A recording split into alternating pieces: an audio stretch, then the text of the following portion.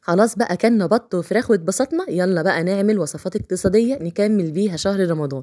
من أقل من كيلو لحمة هنعمل 2 كيلو سجق، وطبعا هنقدر نوظف السجق ده في أصناف كتير هقولكوا عليها أثناء الفيديو. السجق بتاعي يا جماعة عبارة عن لحمة مفيهاش أي إضافات مش طبيعية، ولا حاطين فيها فول صويا، ولا حاطين برغل، ولا حاطين دهون كتير زي الجزار كده لما بيعمل. حاطين دهون بس بنسبة قليلة. عايزه اقول لكم كده الطعم بالظبط بالظبط زي السجق بتاع بره، وبل احلى واوفر وانضف. حطوا لي بقى لايك وشير كتير على قد ما تقدروا. ما تنسوش بقى تشتركوا في القناه وتعرفوني بتتابعوني منين. يلا بينا بقى نشوف السجق كده لما طلعناه من التلاجة وعم حبينا نعمل مكعبات بطاطس كده في الفرن يا جماعه. صينيه بطاطس بالسجق بتبقى حلوه جدا.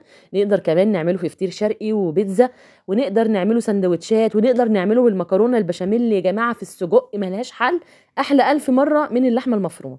يعني نقدر نعمله في اصناف كتير. جميل، يلا بينا بقى نسمي الله. وزي ما قلت لكم ما تنسوش بقى اللايك والشير. هفرم كيلو كامل من البصل، وهفرمه فرم ناعم، يعني اخلي البصلايه تنعم معايا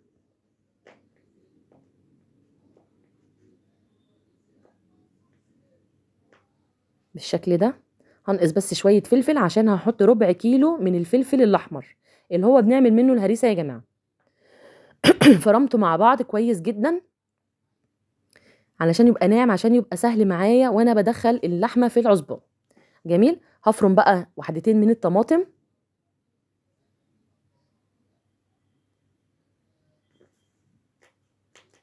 بس كده.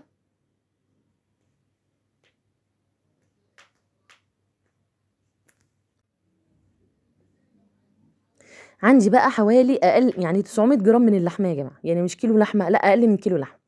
واحط حته ليا صغيره جدا، ومعلقتين كبار من الفلفل الاسمر، ونص معلقه كبيره من السبع بهارات، ومعلقتين كبار من البابريكا. وعايزه اقول لكم لازم نوعيه البهارات تبقى نوعيه كويسه، ويحب يعني يا ريت يكون الفلفل الاسمر مثلا صحيح وانت طحناه، السبع بهارات انت عاملاها على ايديكي عشان تعطينا ريحه وطعم مميز كده، ويبقى السجق احلى من بتاع بره كمان. حطينا بقى الملح والبابريكا والفلفل الاسود والسبع بهارات.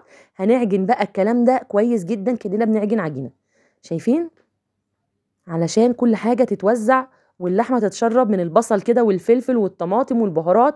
وكمان حته الليه الصغيره، حاطه حته ليه لا تذكر يا جماعه. عندي بقى العصبان غسلاه ومخليه زي الفل. هجيب بقى القمع بتاعي وهدخل فيه العصبان بالشكل ده. بصوا اللحمه بتتزحلق جوه العصبان بكل سهوله. طبعا بعد ما بخلص ببرمه بقى كده صوابع بايديا، بتتبرم كده كانك بتقفله ازازه. جميل.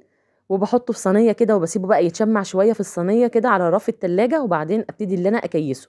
شايفين بقى الجمال؟ عباره عن لحمه صافي يا جماعه. عايزه اقول لكم والله العظيم ريحته لما بتتعمل بيقلب الدنيا، وطعمه تحفه. يعني كل اللي ياكل طبعا بياكله بنفس، لان العصبان مغسول، واللحمه عارفه مصدرها، فرماها عند الجزار على ايديا، والبهارات كمان برضو يعني كل حاجه واثقه فيها. وطبعا الوفر بقى والاقتصاد ما اقولكمش. طول ما السجق ده عندي بفكر في اكلات متنوعه كتير يا جماعه، اقتصاديه بتوفر معايا كتير جدا.